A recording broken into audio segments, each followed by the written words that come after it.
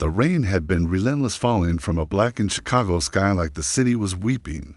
It drummed against rusted metal and broken gutters, filled every crack in the pavement, and carved its way into the bones of the weary. Jonas Reed, hunched over the wheel of his beat-up pickup truck, peering through a windshield smeared with water and resignation.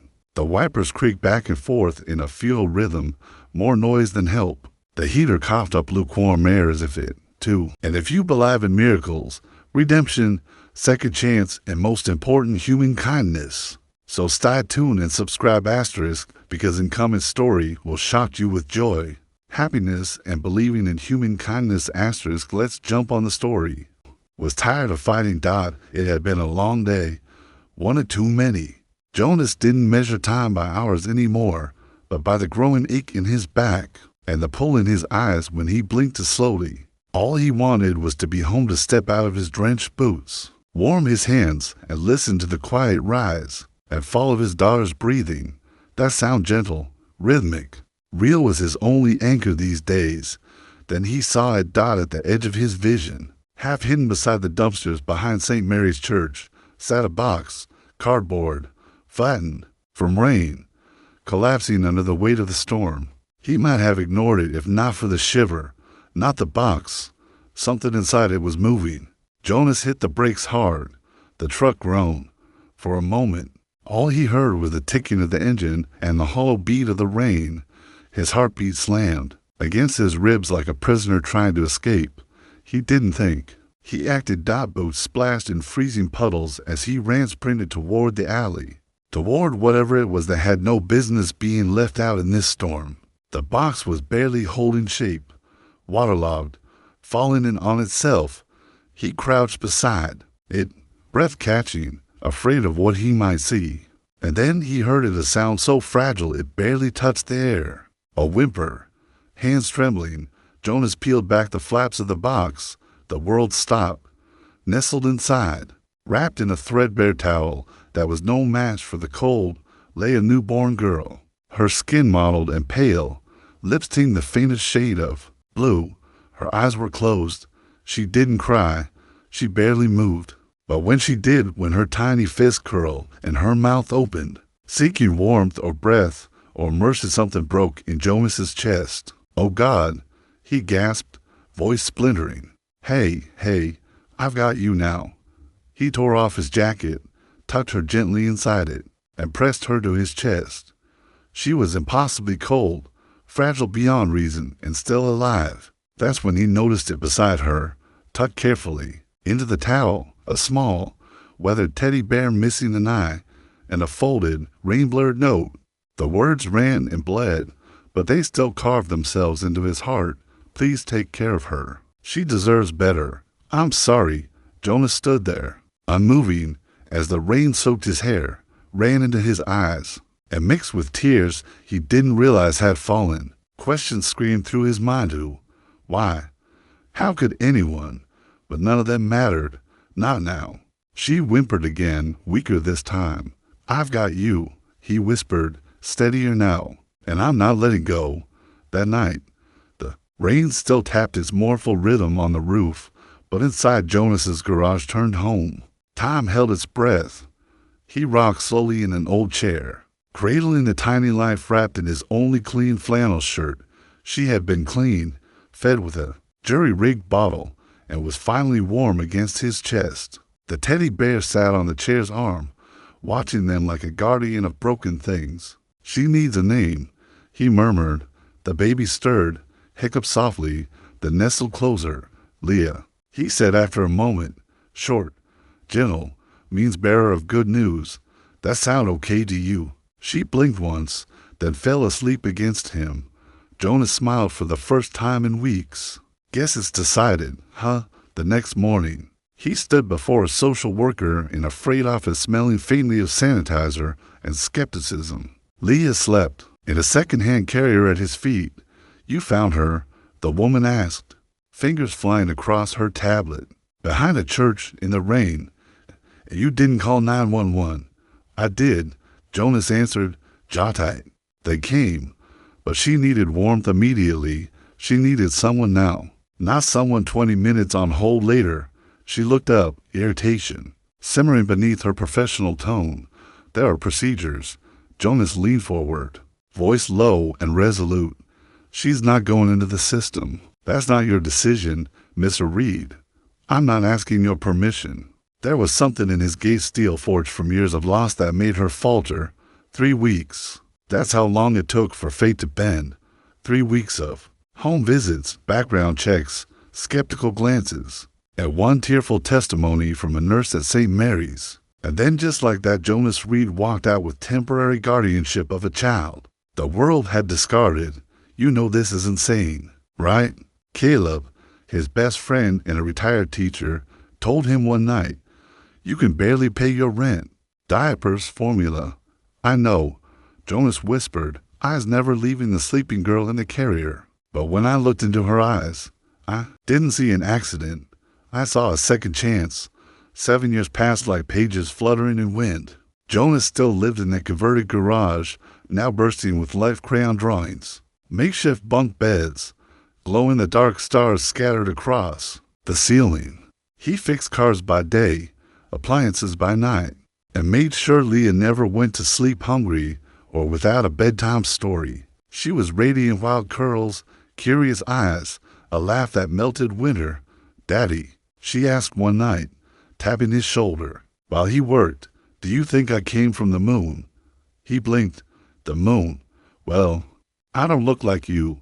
Maybe I'm a moon child, like in that story you told me." He wiped grease from his hands, crouched beside her, kissed her forehead.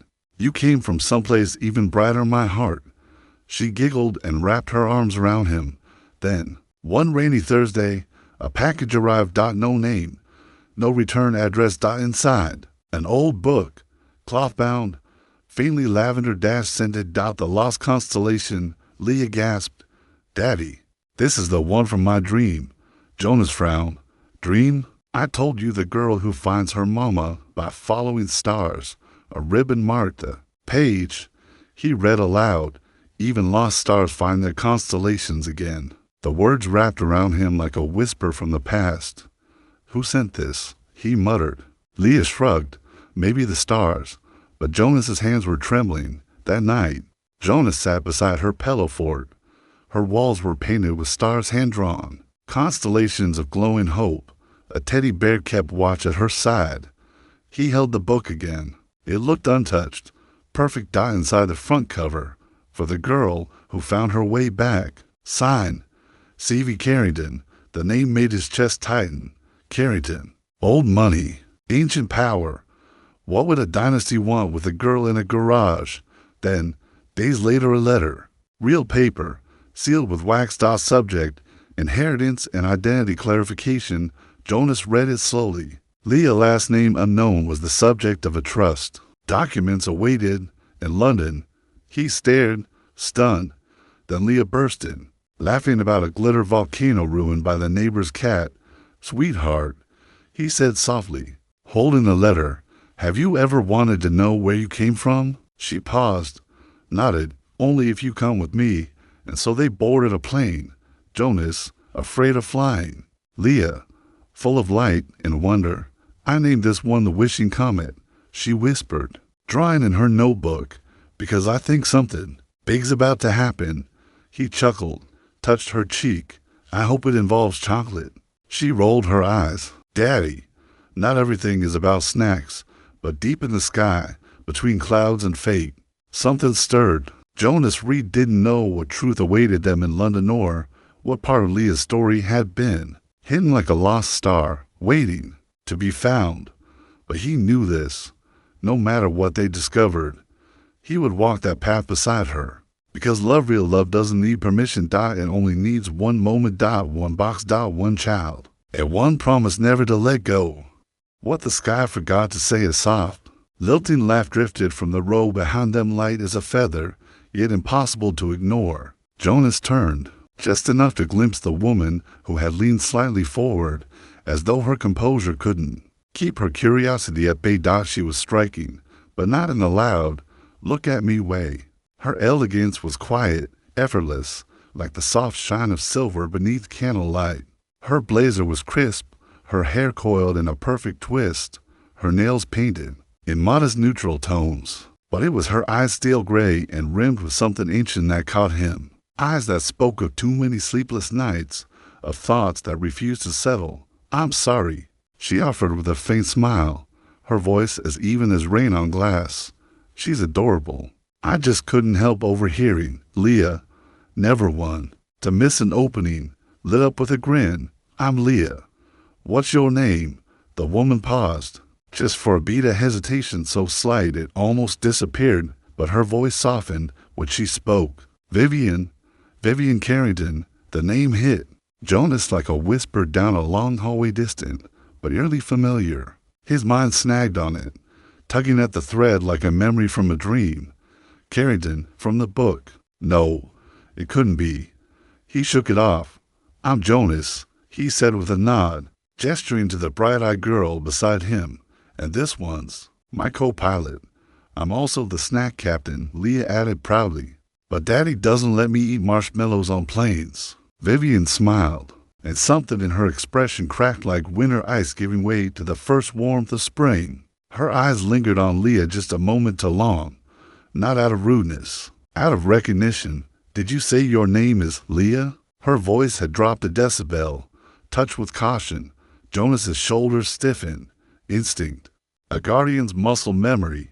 "Yes," he said slowly. "Why?" Vivian blinked quickly, recovering herself. It's a lovely name. My mother used to call me that when I was little, short for Little Light." Leah practically glowed. "That's what Daddy calls me sometimes." The woman flinched, just slightly, as if the words had found a place to tender. But she smiled again carefully now and leaned back in her. "See," Jonas watched her, heart drumming faster. Something was off. Something was familiar. And our past. The cabin lights dimmed. Leah had curled against his side, asleep with her notebook open on her lap. The page a constellation of stars, each one labeled with names like Hope, Tomorrow, and Mom. Jonas closed his eyes just for a moment. Then a sound. Wet, choking, panicked. He snapped awake. Vivian. Her face had gone pale, her body rigid. She was gasping. Her hands climbed for breath. "Hey." Jonas was up in an instant. "She's not breathing right. We need help." A man in a tailored suit stepped forward, eyes wide with uncertainty. "I'm a doctor, but I don't have my bag. I can't help much at this altitude." "Then tell me what to do." Jonas barked, already kneeling beside Vivian. "Check for blockage. Tilt her chin. If she doesn't respond, you need to do compressions." His hands remembered what his mind barely recalled. Elise's late wife had once taught him CPR in their kitchen using a teddy bear and a kitchen towel. One day, she said, "You might be the only one standing between someone and the edge." Now was that day. Jonas gently tilted Vivian's chin, tapped her cheek, murmured her name. Nothing. One press, two. His heartbeat kept pace with his fear. Then a cough, a brutal, soul-tearing cough, and Vivian inhaled like a woman pulled from drowning. The cabin let out a collective breath. A flight attendant rushed forward, checking her vitals. "She's breathing now," Jonas said, his own voice shaky but grounded. "Keep her upright. Sips of water. No sudden moves." Vivian's hand found his, not in desperation, but with the stunned reverence of someone remembering what safety feels like. Later, after the chaos faded and the hush returned, Vivian looked at Jonas with eyes rimmed in gratitude. "You didn't hesitate," she said, almost quietly. Jonas shrugged. "Would you have?" "No," she whispered, "but most people would." She pulled a tiny bottle of lavender oil from her purse and dabbed it onto her wrist. Jonas noticed her hands were still trembling. From beside him, Leah stirred. "Is the lady okay?" Vivian leaned forward. "I am now. Because your dad is a hero." Jonas chuckled. "Hardly. I just fix broken things. That's my real job." Vivian's voice dipped, laced with something heavier. "Then maybe we were meant to meet." Jonas looked at her sharply. It wasn't flirtation, not gratitude. Something older, something searching. Before he could respond, Vivian's eyes dropped to the star-shaped pendant around Leah's neck. Her breath caught. "Where did she get that?" she asked, nodding toward the necklace. Jonas frowned. It was with her. When I found her, Vivian didn't answer. Her fingers gripped the seat. Her eyes glossed with something unspoken. No reason. She whispered. It just reminded me of someone. As the plane descended into London, the city below sparkled like a velvet sky scattered with golden embers. Jonas should have been thinking about customs, hotel logistics, or the letter that brought them here. But all he could think about was Vivian Carrington, the woman who had nearly died, the woman who clutched his hand like it tethered her to life, the woman who had looked at Leah as if she were a ghost made real. London's rain had a different personality than Chicago's. It didn't roar, it whispered, a persistent drizzle that cloaked the city in memory rather than misery. Their taxi from Heathrow glided past ancient stone buildings and warmly lit cafes. Jonas kept one hand on Leah's shoulder. As she pressed her face to the window, "Daddy," she whispered, "it's like walking inside a fairy tale." He smiled faintly. "Let's hope there are no dragons, only treasure," she whispered. He clutched the letter in his coat pocket, still unopened. The reason they had come, the mystery that still tasted like a warning. They arrived at a small boutique hotel tucked between ivy-covered walls. Elegant, but quiet. A place with stories in its bones dot, and there standing at the check-in counter was Vivian. Hair neatly swept, coat perfectly tailored, as if she hadn't almost lost her life the day before. She turned. Their eyes met. She didn't flinch. She smiled like she had expected him. "You again," she said with gentle amusement. "We really must stop meeting like this." Jonas raised an eyebrow.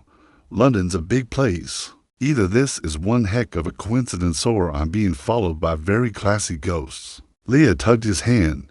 "Is she staying here too?" "Maybe. She's the treasure." Vivian's smile deepened. "I suppose I could be, though I don't shine nearly as bright." Jonas felt something pull in his chest, a feeling he couldn't quite name. Leah stared at her. "She's the lady you helped on the plane, huh?" Vivian knelt to Leah's level. "Yes. And you were very brave. You held your daddy's hand so tight. I think he forgot to be scared." "I wasn't scared," Leah said seriously. "Daddy's always calm, even when he's lying." Vivian laughed, a pure, unguarded sound that surprised even her. "Would you," she hesitated, "join me for a cup of tea?" Jonas wasn't the type for tea, or small talk, or vulnerability, but something about her felt unfinished. The hotel lounge was quiet. Velvet chairs, soft jazz, a ticking clock. Vivian sat across from them, her tea untouched. Jonas sipped coffee, guarded. "I imagine you're wondering how I ended up here," she began. "Let's just say the timing is uncanny," Jonas replied. "Unless you frequently fly across oceans to bump into exhausted single dads." "I don't," she said, lips twitching, "and I didn't follow you. This was my destination before that flight ever left the runway. Fate, then, or something older than fate." Jonas frowned. "What do you mean?" She reached into her coat and pulled out a worn, leather-bound book. "Stardust Songs for Little Souls." Leah's book. "My father used to read this to me," Vivian said, "every night. Until he didn't come home anymore." Jonas said nothing. "I thought I'd forgotten it," she continued, "until I saw her. On the plane. The necklace, her voice, her name." Her voice broke. "That book, only a few copies were ever printed. I haven't seen another one in 20 years. Leah leaned in, eyes wide. "This is like a mystery movie." Vivian smiled sadly. "How old are you?" "Sweetheart, 11. "And where were you born?" Jonas answered. "We don't know. I found her. No records. Just her, that book, and that necklace." Vivian's hand shook as she pulled a creased photograph from her purse. She slid it across the table. Jonas unfolded it. A younger Vivian, eyes full of fear, cradling a newborn in a pink blanket dot around the infant's neck, the star pendant. His breath left him. "No," he whispered. "This can't be." "It is," Vivian said. "That's my daughter." Leah blinked. "But I don't have a mom." Vivian's voice cracked. "You do. You always have. I just wasn't strong enough to be her then." Jonas stood slowly, Are you telling me you abandoned her? I left her, Vivian said, tears welling. But not to die. I left her at a church with a note. I was 19, scared, trapped under my father's control. I thought it was mercy. Jonas clenched his jaw. You left a baby in winter. I know, she whispered, and I've hated myself every day since. Leah looked between them. Daddy. Jonas knelt beside her. It's okay, honey. This is just a lot. Vivian reached out, then stopped. Her fingers hovered in midair, learning again how to touch without breaking. I didn't come to take her, she said. I just wanted to know if she was okay. Maybe, if she could know me. You waited 7 years for that? Jonas asked, voice trembling. I didn't think I deserved to be forgiven, she said. I still don't. As they stood to leave, Vivian looked at Leah again. Can I give you something? If it's chocolate, Leah said. Yes. Vivian smiled and handed her another copy of the book. Maybe we can read it together sometime. Leah nodded Dot, and for the first time since the plane, Jonas didn't feel the need to protect himself from this woman. He already knew why she made his heart ache. Later, as Leah slept curled against him clutching the second book like a treasure map, Jonas sat on the edge of the hotel bed, staring at the letter that brought them here. Dotted still, felt like a trapdoor under his feet. But Vivian, she was the story he couldn't stop rereading. The knock came gently. The concierge handed him an envelope. No return name, only a seal, a crescent moon dot inside, a single handwritten page. If you're reading this, it means I wasn't brave enough to say it out loud. It was from Vivian, and it wasn't over yet.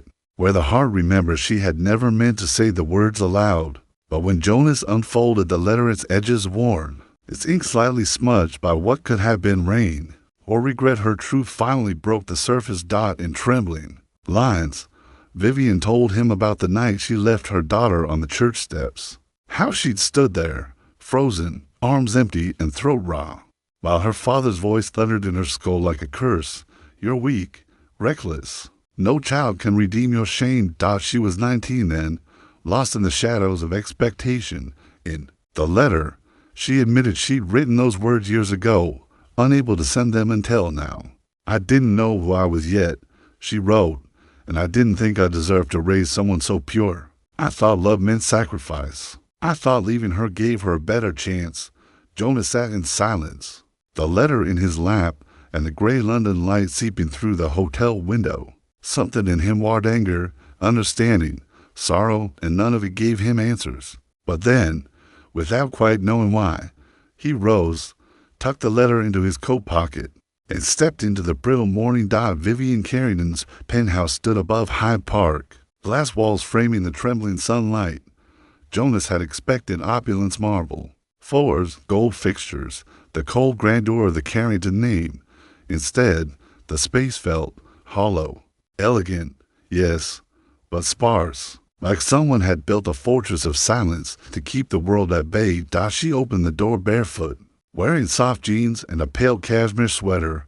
No makeup, hair down, real. I wasn't expecting, she began. Jonas lifted the letter in answer. Her breath caught. He stepped inside. Silence stretched between them like fog. Finally, he spoke, voice low and steady. You said you didn't come to take her. I didn't, she whispered. Then why now? She turned to the window, arms folded, as if bracing against a memory. Because I saw her, and I knew. Knew what? That the part of me I'd buried wasn't dead. That I could still love someone that much, and still lose them again. He studied her. You don't get to just show up and claim her. I'm not claiming anything, she said, her voice breaking. I'm begging you not to hate me. Jonas's hands curled and uncurled. She's my whole world, Vivian. I see that, and I'm terrified to that if I step close and then fail her again, it'll destroy her. Her eyes glisten. But I won't leave. Not again. I understand if you don't believe me. I wouldn't believe me either. He stood still, then asked the question that had haunted the silence between them. Why didn't you ever come back? Vivian looked down, ashamed, because I was taught that love means obedience. That family means silence. I let fear parent me. I convinced myself it was too late, that all I could bring was pain. She paused, but seeing her, something in me woke up. And now I can't go back to sleep. Jonas didn't respond, but something in his gaze softened. Enough. I want to earn her trust. She said quietly, not force it. I don't want her love because of blood. I want it because I've shown her I'm worth it. You're not just trying to meet your daughter, Jonas said. You're trying to meet yourself. She blinked, as if no one had ever spoken the truth out loud for her. Yes, she whispered. Exactly. That's not something you buy, he said gently, or rush. It's something you prove. One day at a time. She nodded slowly. Then start with something small. Jonas offered. Read her a story. Make her laugh. Let her teach you how to be 7 again. Vivian gave a wistful smile. I don't remember how. Maybe she'll show you. He turned to leave. Why did you come? She called after him. He paused, then glanced back, because despite everything, there's something in her eyes that looks like you, and if she ever hurts, I want to understand where it came from. Vivian's voice trembled. Do you hate me? He shook his head. No, but I hate what fear stole from both of you. Back at the hotel, Leah sat cross-legged on the bed, brows furrowed over a half-drawn page.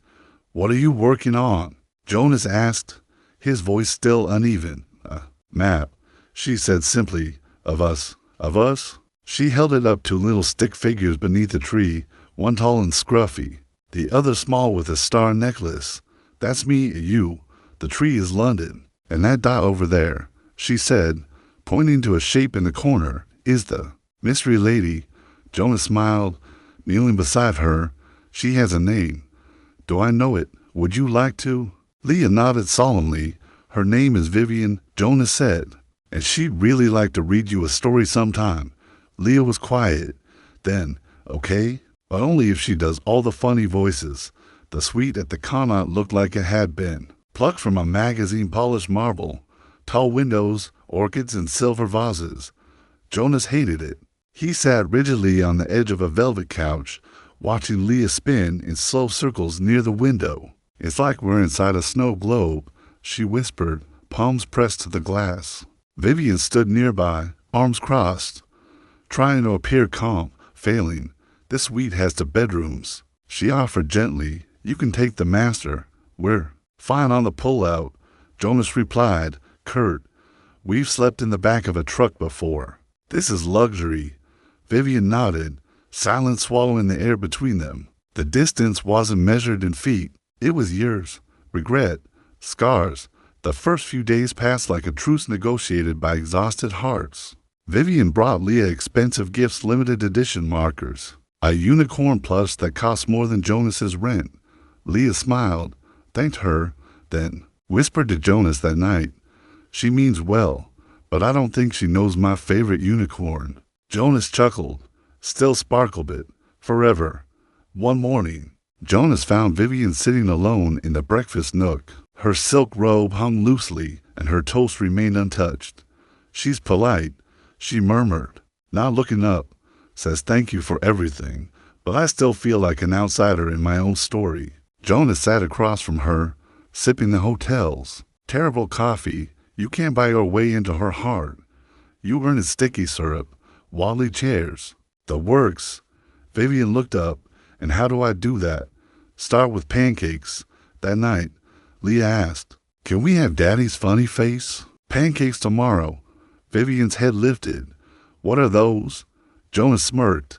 A sacred tradition. Requires mess, chaos, and a pan the suite doesn't have. Vivian stood abruptly. Give me 10 minutes.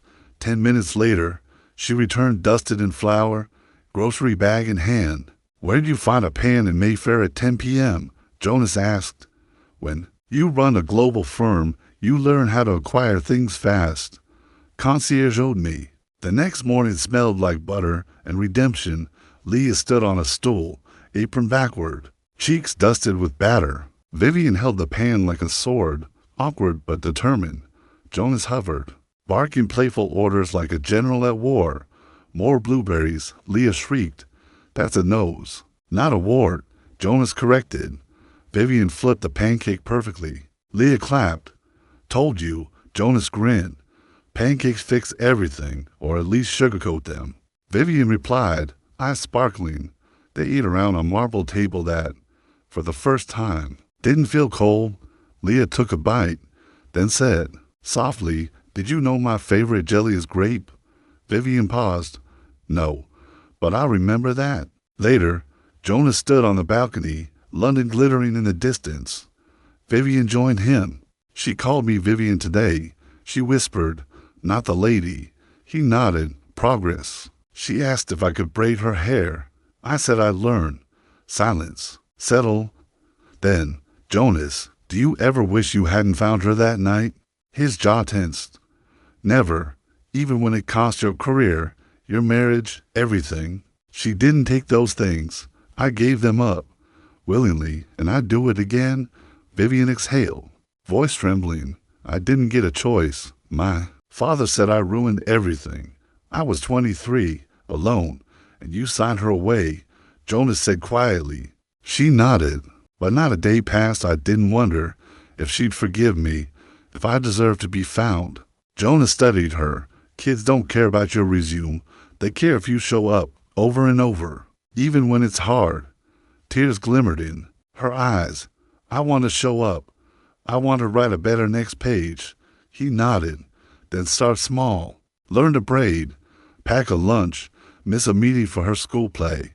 That's how pages turned. Vivian laughed shakily. Do you ever stop fixing broken things? Jonas smirked. Only when they stay fixed. Inside, Leah stirred. Daddy, I'm coming, baby. Vivian's hand touched his sleeve.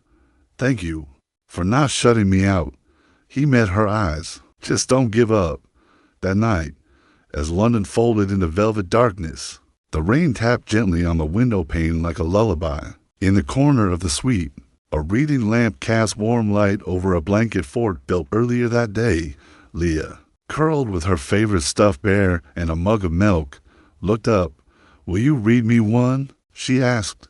Vivian hesitated. In her lap rested a leather-bound journal, a relic from New York. Stories she had once written for a child who never heard them. Would it be all right? She asked softly, if I told you one instead? One I've never shared with anyone. Leah nodded. Is it scary? No. Vivian said, voice trembling. Just old, like a memory pretending to be a dream. She took a breath. Once upon a time, in a forest, where stars kissed the trees, lived a little bear named Selkie. When she finished, Leah was quiet. Then she stood and disappeared. Vivian froze.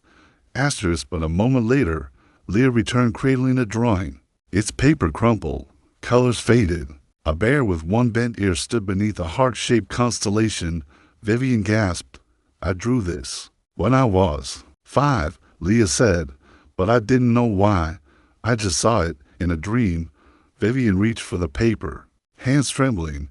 This is Selkie, Leah pointed, and that's her necklace, like mine, right? Vivian closed her eyes. You were in me, she whispered, even when we were apart. You remembered. From the doorway, Jonas stepped inside. He'd heard everything. Vivian looked up at him, eyes damp but shining. I used to write that story when I was pregnant. It was the only way I knew how to stay close to her. I thought, if I ever got the chance, I'd tell her myself. Jonas knelt beside his daughter. You okay, bud? What we forgot to say, Leah nodded with quiet conviction. She didn't just know the story, she lived inside it, heart and all. Every word of Selkie's tale echoed with her own breath. This wasn't a fairy tale. This was her. Vivian's lips trembled. Her voice barely threaded through the stillness between them. You were never a mistake, Leah. You were my beginning. I just didn't know how to stay. There was no dramatic pause, no burst of tears. Leah simply walked over and climbed into her lap, folding herself into Vivian's arms with the ease of a child and the weight of 7 years of yearning. Vivian held her like she was made of glass, at first rigid, cautious, almost in disbelief that she was allowed. But then her arms tightened, desperately, as if she were trying to compress all the years she'd missed into one embrace, as if the act itself could stitch back time. I don't want you to leave again, Leah whispered. Her words the shape of a wound and a wish. Vivian looked up at Jonas, her eyes full of unched history. Neither do I. No one spoke after that. Silence settled over them, not like a gap, but like a sacred hush, too full for speech. And then Jonas cleared his throat gently. All right. Bedtime, Bear, he said, nudging the moment toward warmth. Even brave explorers need sleep. Leah rolled her eyes with a sleepy smile. Can we all sleep in the same room tonight? Like a sleepover? Vivian blinked, caught off guard. Are you sure? Leah reached for her hand and squeezed. I think Selkie would like that. Later that night, the three of them lay on a makeshift bed of pillows and blankets in the middle of the hotel. Suit's living room. The lights of London shimmered through the gauzy curtains, scattering across the walls like soft-moving constellations. It was imperfect, lopsided, and beautiful. Jonas turned off the lamp. Stars are out. Leah's voice came from the middle, slow and drifting. Then maybe we'll find our way. Vivian, lying close, reached out and found Jonas's hand, not possessively, not pleading, just enough to steady herself. We already are, he whispered. And in that small, quiet room, high above a city neither of them truly knew, stitched together by grief and second chances, three broken pieces finally rested not as strangers, but as something fragile, and maybe, finally, real. The quiet didn't last. By the next evening, the calm had given way to a kind of tension that made Jonas pace the suite, like a soldier in enemy territory. Leah was burning with fever. Real fever, skin flushed, breath uneven, cheeks glowing brightly under the dim light. Her small body curled up under the blankets, shivering and sweating all at once. 100.8, Jonas muttered, checking the thermometer again with a jaw locked in worry. I should take her in. She's asleep now, Vivian said gently from the other side of the room. You already called that pediatric concierge. They said to monitor and keep her hydrated. Jonas raked a hand through his hair, his body vibrating with helpless energy. She's never been like this, not this sick. She's in good hands, Vivian said softly. Yours? He looked up, eyes tired, expression unreadable. Vivian rose and crossed the room. With quiet care, she knelt beside Leah and laid a cool cloth against her forehead. Her touch was trembling, but her fingers were tender, reverent almost. She glanced back at Jonas. You should rest. I'll stay with her. I'm not leaving her. Vivian didn't argue. She just sat on the floor beside the couch, near enough to feel Leah's breath. Minutes passed. Then an hour. Jonas, finally exhausted to fight his own body, slumped into the armchair and tilted his head back. Sleep found him slowly, heavy and reluctant. Vivian watched him from the corner of her eye. She still didn't understand this man. How he had built a world for a child not born of his blood. How he had shaped her safety out of second-hand furniture, broken microwaves, and bedtime stories. How he had given up everything not out of obligation but out of love. She looked down at Leah, tiny fists curled in sleep. Her lips moved faintly, whispering into some dream. I'm here, Vivian murmured. You're safe, sweetheart. And then the truth rose from her throat before she could stop it, raw, bone deep, unrehearsed. I gave you away to protect my name, but he gave up everything to be your father. It wasn't an apology. It was a confession. Her voice cracked. I thought leaving you would silence the world, but I've been the loudest judge of myself every day since. I see it now. The kind of love that matters doesn't hide. It shows up, even in the rain. Her voice broke completely. I don't deserve her, but I want to try. A sound stirred. Behind her, Jonas's voice low, gravel-edged, quiet. How long have you known? She spun around. He was standing. Vivian blinked. You heard all that. Enough. She rose to her feet, flustered. I didn't mean for. It wasn't for me, he said gently, eyes steady. It was for her. And that's what makes it real. They stood in silence. A breathless moment waited with truths neither had wanted to admit. I used to think, Jonas said, folding his arms, that I saved her that night. That maybe I was the hero in her story. You were, Vivian replied. You still are. He shook his head. No, I think maybe she saved me. Vivian's eyes shimmered with quiet devastation. I didn't have a plan, Jonas went on. Wasn't ready, but when she grabbed my finger with that tiny hand, I knew. Everything else just faded. It was like she saw I needed her before I did. Vivian nodded. So did I just didn't have the courage to admit it.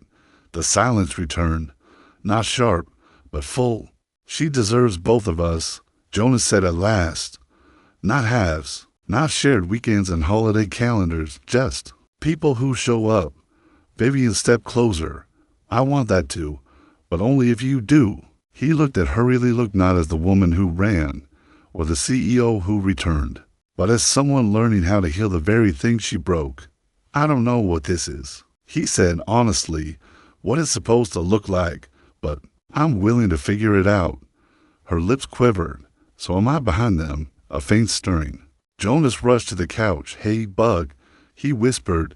Leah blinked at him, glassy-eyed but lucid. Did I dream, or were you talking nice? Jonas grinned. Might have happened. Vivian leaned in, brushing hair from Leah's forehead. You were very brave tonight. Leah nestled against Jonas, blinking. Did I miss anything? Jonas glanced at Vivian.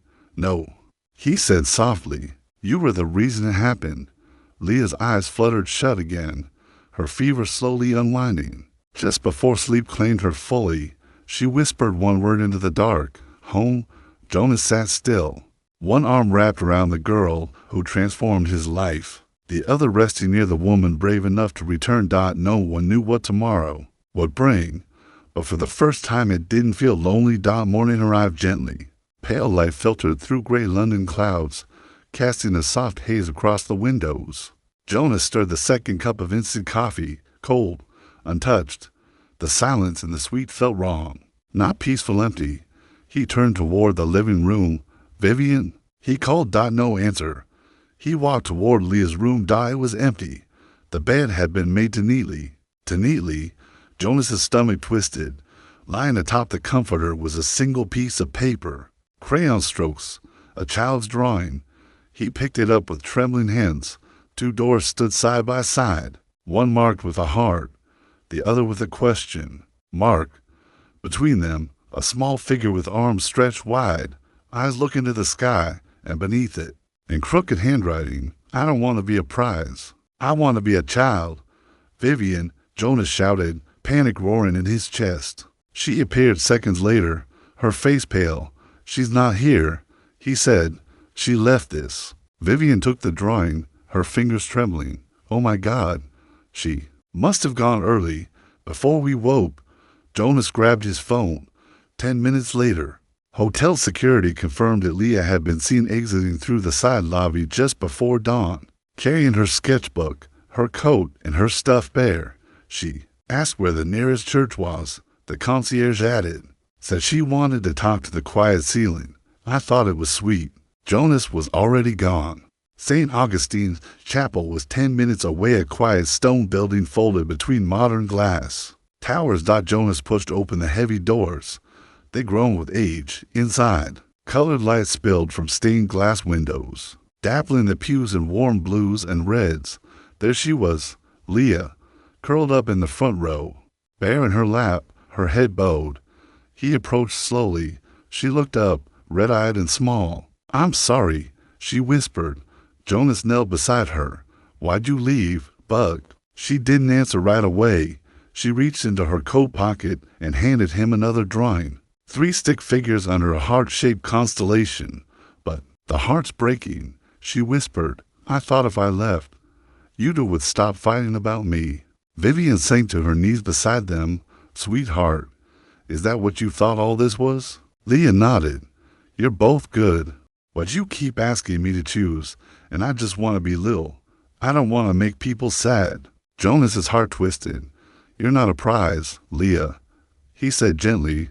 You're not something to win. Vivian wiped her eyes. And you're not a problem either.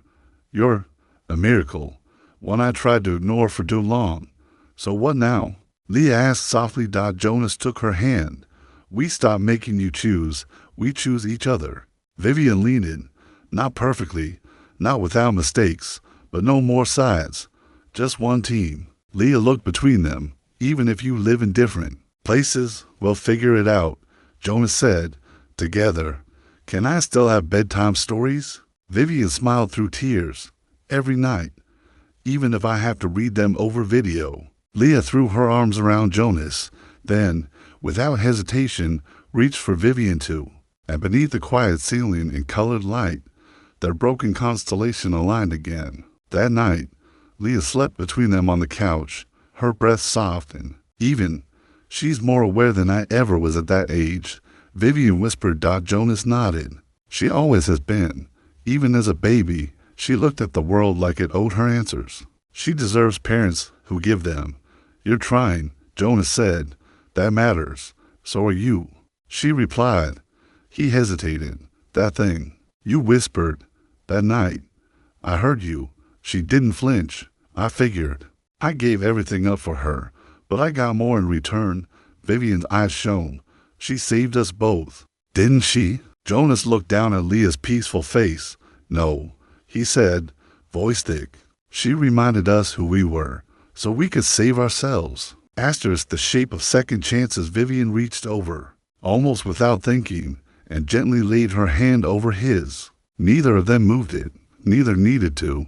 There, in the quiet hush of a hotel room high above London, something within both of them finally began to heal. Jonas Reed stood at the departure gate, passport in one hand, Leah's worn-out stuffed, bare in the other. His chest ached not from panic, but from the heaviness of leaving something undone.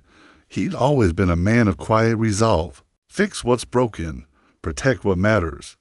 Don't complicate what could be simple. And right now, everything inside him screamed to turn around, to run back through the terminal and into a different ending. But planes didn't wait, and neither, it seemed, did life. Beyond the glass, the London skyline stretched wide and gray, draped in a soft mist that blurred the edges of the city. Behind him, the final boarding call for flight to 111 to Chicago echoed over the loudspeakers. Impersonal and inevitable, Vivian hadn't come. She hadn't chased after him, hadn't stood in front of the gate and pleaded, and somehow that hurt more, because she wasn't trying to stop him. She was letting him choose. Jonas exhaled not in frustration, but in surrender. From his coat pocket, he pulled the small envelope Leah had handed him that morning, her eyes solemn, her voice quiet. Don't open it until you're sure. He hadn't been sure of anything since Vivian had walked back into their lives, but he opened it anyway. Inside was a child's drawing, a crooked little garage shaped like a heart. Stick-figured Jonas, covered in grease, Vivian in heels, holding a phone in one hand and a muffin in the other, and between them stood Leah, wearing a paper crown and a t-shirt that read, I'm the boss, underneath. Printed carefully in her best 7-year-old handwriting were these words, we're a team. You fix cars. She fixes hearts. I need both. Jonas sat down hard. The wind knocked out of him not by shock, but by truth. That sentence wasn't just sweet. It was sacred. It was the kind of honesty only children seem capable of. Leah hadn't picked sides. She picked love, the whole of it. He looked up, scanning the terminal, and that's when he saw her. Vivian standing just beyond the security checkpoint. No makeup, hair pulled back, her usual armor gone. In its place was something quieter, braver, vulnerability worn like a badge of courage. She hadn't come to demand. She'd come to witness, to give him the choice. Jonas stood, his heart hammering. He stepped out of the security line and toward her. Vivian didn't move. She just looked at him, eyes searching his face. I thought you'd be halfway home by now, she said quietly. I almost was. What changed? He held out the drawing. She took it, her fingers trembling slightly. As she read, her eyes welled with tears. She really sees us. Vivian whispered. Jonas nodded. She sees who we could be, if we stop running from it. Vivian took a slow breath. So what are you saying? I'm saying, I'm not ready to lose her, and I don't think she should have to lose either of us. Not because we're scared. Vivian stepped closer. I never stopped wanting to be her mother, I just forgot how. And I never planned to be her father, Jonas said, but she made me one anyway. Their eyes locked raw, unguarded. So, what now? She asked. Jonas gave a small, crooked smile. You've got a guest room, don't you? Vivian laughed, a real laugh, soft, surprised. It has a leaky faucet. Good, he said. Gives me something to fix. A beat passed. And what about us? She whispered. He looked down, then back up. I don't know what we are, but I know where I want to be. She took his hand, and just like that, the noise of the terminal, the hum, the ticking clocks, the crowds disappeared. All that remained was something quieter, but stronger. A promise. 2 weeks later, Jonas flipped over the old wooden sign on the garage door. It now read, now open. It wasn't glamorous. The lift creaked, the coffee machine wheezed. The floor was cracked in places, but it was real, and it was his. He named it Reed and Daughters, plural, because maybe, just maybe, laughter would echo off those walls again, laughter and life. Vivian arrived an hour later, jeans rolled at the ankles. Leah skipping beside her, to brown paper bags in hand. Breakfast, she called out. Muffins and juice. Jonas looked up, wiping his hands on a rag. Do I want to know where the muffins came from? Vivian smirked. Homemade, mostly. Leah darted to the corner where her tiny art desk stood near the workbench. I'm making a sign, she announced. Customers need to know we fix engines and hearts. Vivian leaned in the doorway. She doesn't miss much. Jonas smiled. Neither do you. Vivian hesitated, then stepped forward, holding out a worn, blue leather book, Leah's favorite. I thought maybe tonight you could read to her, if you're not too tired. Jonas took it slowly, like something sacred. I'd like that. I'll take tomorrow night, she said softly. You take tonight. They stood that way for a moment. No past, no titles, just the people choosing something real. Jonas nodded. Deal. In the background, Leah hummed as she colored off-key. Familiar. Jonas tilted his head. It was the lullaby he used to sing on cold Chicago nights. Vivian heard it too. She remembers. She whispered, of course she does. Jonas replied, some things, they never leave us. And as sunlight broke through the skylight, pouring golden warmth across concrete floors, the three of them stood bathed in something new. Not perfect, not easy. But true. And that, at last, was enough. 1 year later, the little garage on the edge of West London had changed. Not in size. In spirit. Its walls were now painted with color. Mismatched flower pots sat cheerfully beneath the windows, and every morning a chalkboard out front bore a quote hand-scribbled by Leah. That day it read, stars don't compete, they shine together. Inside, Jonas worked under the hood of an old Mini Cooper. Grease stained his cheeks. The radio played soft jazz, a genre he used to scoff at. Now somehow a comfort. Dad, Leah called from the office. Can I use your laptop? I need to type my school essay. He chuckled, wiping his hands. Is it about how amazing your dad is? She appeared in the doorway, arms crossed. No, it's about what family means. He raised an eyebrow. Even better. Go ahead. Vivian arrived shortly after. No power suit today, just jeans and a navy sweater. Her phone was off. It always stayed off on Fridays. Her new rule. You'll want to read this, she said, holding out a sheet of paper. Jonas took it. The title read, The Constellation I Belong To, by Leah. Rita read it slowly. Every word hit like truth spoken in sunlight. Some kids are born into their family. I found mine in a cardboard box during a storm. Some kids have parents who look alike. Mine are completely different, but both have warm eyes when I'm scared. My dad fixes cars and tells bad jokes. My mom used to think she had to be perfect. Now she dances in the kitchen even if she burns the toast. They didn't choose each other first. They chose me. Then they chose to forgive. That's the family I belong to. We're not a straight line. We're a constellation. Jonas stopped, eyes brimming. Vivian leaned over his shoulder. She wrote every word herself. She gets it. He whispered. Vivian nodded. more than we ever did. Outside, Leah was crouched on the pavement. Chalk in hand. Jonas joined her. What are you drawing? She beamed. Us. In the stars. A simple triangle connected 3 dots. J, V, L around them were smaller stars labeled hope, second chances, and one that read simply, forgiveness. Jonas tilted his head. Didn't know forgiveness was a star. I made it one. Leah shrugged. Vivian knelt beside them.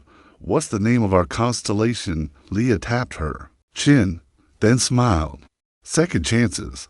That night, in the cozy flat above the garage, the smell of slightly overbaked chicken pot pie filled the air. Laughter echoed off the walls like music. At dinner, Leah insisted on reading her essay again. Jonas groaned playfully. We already heard it twice today. Leah grinned.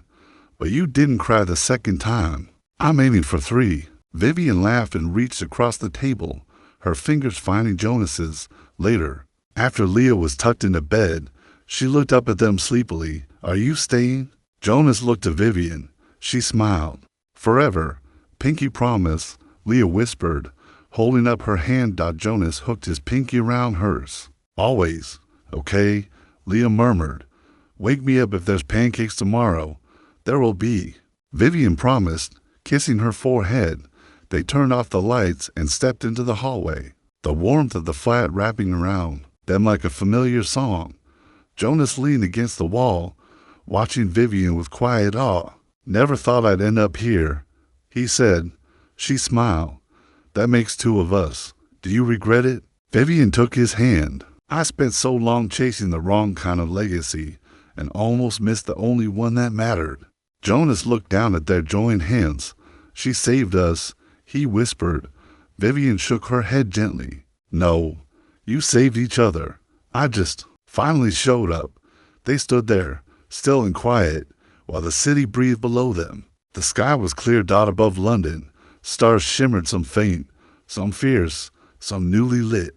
A constellation not perfect, but chosen, because sometimes family isn't about who shares your name. It's about who shows up, who stays. And in this story, Jonas, Vivian, and Leah remind us that second chances aren't just possible, they're powerful. And that healing often begins the moment someone dares to choose love over fear. Which part of their journey touched your heart the most? Where in the world are you watching from? We'd love to hear your story in the comments below. If this tale stirred something in you, inspired you, comforted you, or simply reminded you of the power of love, be sure to like, subscribe, and tap the notification bell. Your voice and presence mean more than you know. Until next time, stay kind, stay open, and never stop believing in second chances.